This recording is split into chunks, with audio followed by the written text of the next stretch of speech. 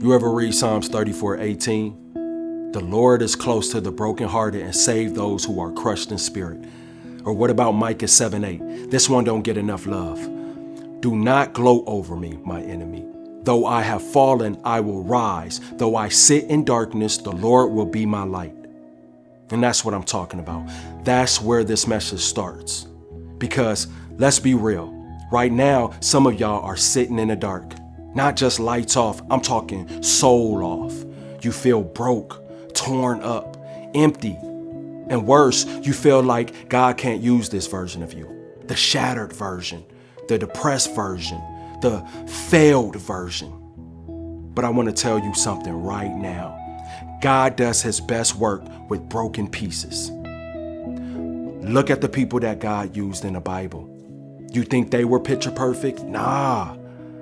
Moses actually killed a man, ran off to the wilderness, trying to hide from his past. Man had a stutter, doubted himself, told God, I can't speak right. And God said, good, you gonna speak for me anyway. David was an anointed king, but later committed adultery and set up a man to die. He was broken. He wrote psalms in caves crying out, why have you forsaken me? And still, God called him a man after his own heart. And then there's Elijah, prophet of fire, called down heaven. But next chapter, he's sitting under a tree asking God to kill him. Depressed, done. And what did God do? He didn't yell at him. He sent an angel with food and rest. Because God don't shame your exhaustion, he restores it. And then there's Peter, denied Jesus 3 times, loud and proud. That man cried his eyes out. But Jesus still said, feed my sheep. That means I still trust you. You hearing me? Like, are you actually hearing me? See, you feel broken, cool. Welcome to the club of the anointed.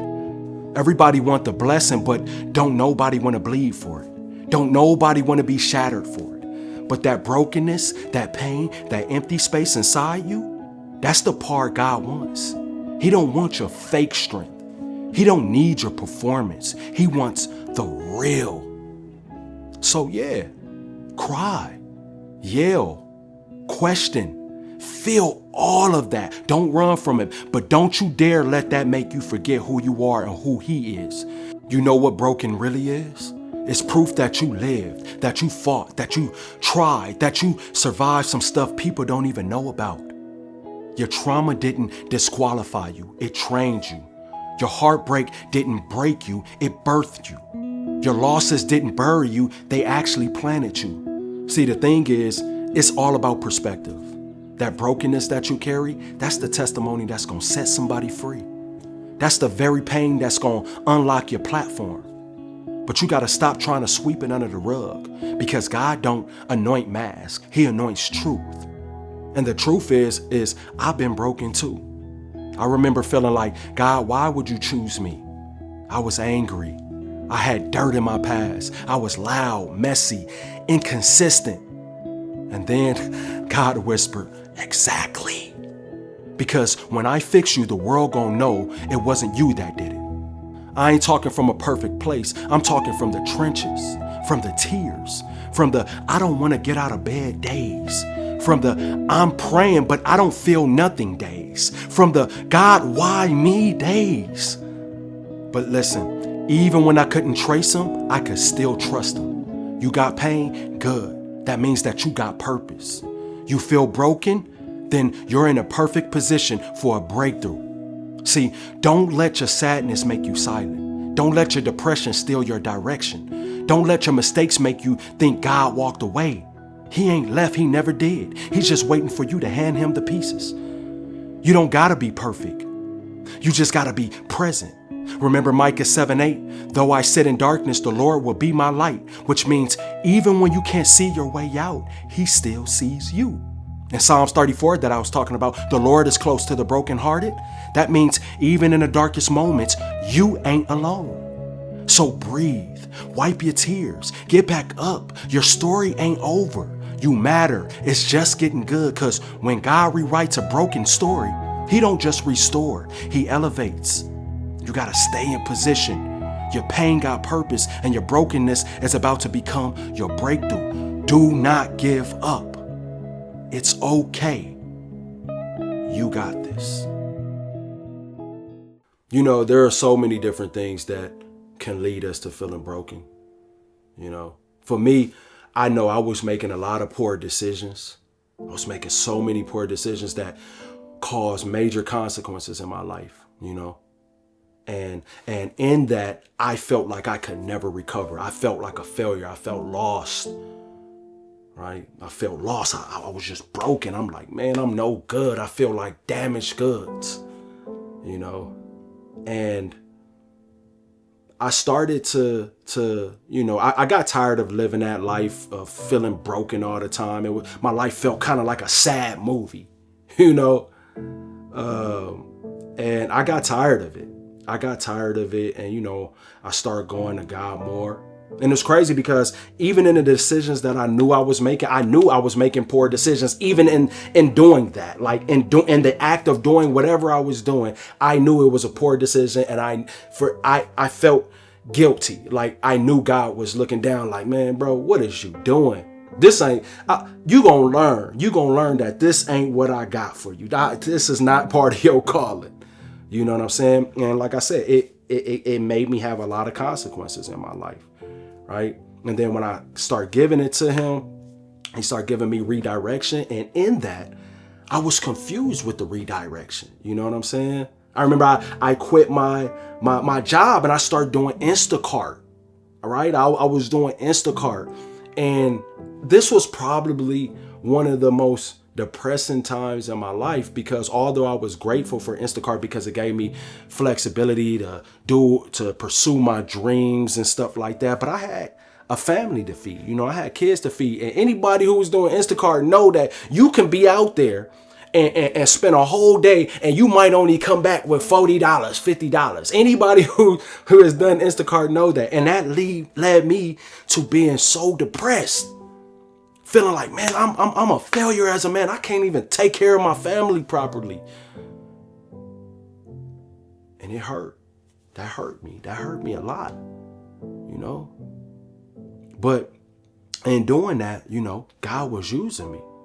Right? He was using me. He was like, man, I got a bigger plan for you. Hang in there. Like, give it to me. Stop thinking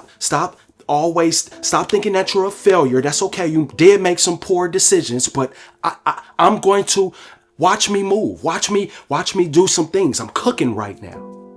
Right? And I had to get focused, start focusing more on him, even though I was making mistakes still. I wasn't perfect. I was still making mistakes, and I was focusing more on him. And then he slowly started taking that brokenness away. He started giving me my call, and now I'm speaking to people, right? I'm helping people from feeling lost, right? And I don't know, maybe I had to go through that to experience that feeling, to know how to help other people get out of it, right? And it's such a great feeling for me to be able to help people, right? It's such a great feeling, and it's given me a sense of purpose, and it's healed a lot of my pain. But for you might be going through a season right now with feeling all these different emotions, feeling lost, confused, broken. But God is still going to use you. He is going to use you, right? That brokenness is going to be that setup for your breakthrough. Like it's going to happen. But in the midst of that, let's be real. You're going to have to give up a lot of different things, a lot of different habits. It's no way around it. You're going to have to give it up to him. Like use that guilt. If you know you shouldn't be doing certain things, then cut it out. Cut it out. Say, man, I'm going to just try. Like, I know I feel comfortable doing this because it's been a habit for the last 20 years of my life, but I'm going to try to stop with all my might and give it to God. All right? I'm going to give it to him. I'm going to pray a little bit hard. Like it's scary, but I'm going to trust him. Because in reality, who else you got to trust? Probably even can't trust yourself. You got this. Don't let that feeling of depression and everything, don't let that stop you. Keep going. Keep doing your thing. Keep doing your thing. Go for your dreams, man. Like don't quit. Don't stop. We got to get out of this life of just living to survive, right? Like that's how I felt I was. I was just living to survive, like living for another day just so I can, see what I got to do the next. Like, stop that. We got to start living, and God wants us to have a beautiful life. But if we don't do things in his, like, if we don't do things in the way that he has aligned for us, then we're not going to have that beautiful life. We're always going to be feeling that hole. We're always going to be feeling empty. Got to. But you got this. Y'all know I'm rambling. And I see y'all when I see y'all. Peace. Yo, before you go, I just want to let you know, if you are feeling lost, stuck, or empty, or you just might be feeling like you just going through the motions, I am now offering one-on-one empowerment calls. One-on-one empowerment calls. See, I know how hard it is to find clarity when your life gets heavy. When it hits hard, I know all about that. But see, I don't believe God brought you all this way to leave you confused. So if you want real direction, go ahead and book a call. Let's get to work. I'm also working on a bunch of other transformational programs for you guys and stuff, but I'm just excited about this new season. I'm very excited. And I also want to thank you guys. Thank you guys. We hit 100K. We're almost like 140K. You know what I'm saying? So I am truly grateful for you guys, and I want to thank you guys for all the support you guys have been showing me. It means everything, man. It means the world. I love you guys, man. But if you want to transform your life and you need some help, go ahead and book your call. I'll see you guys in the next one. Peace.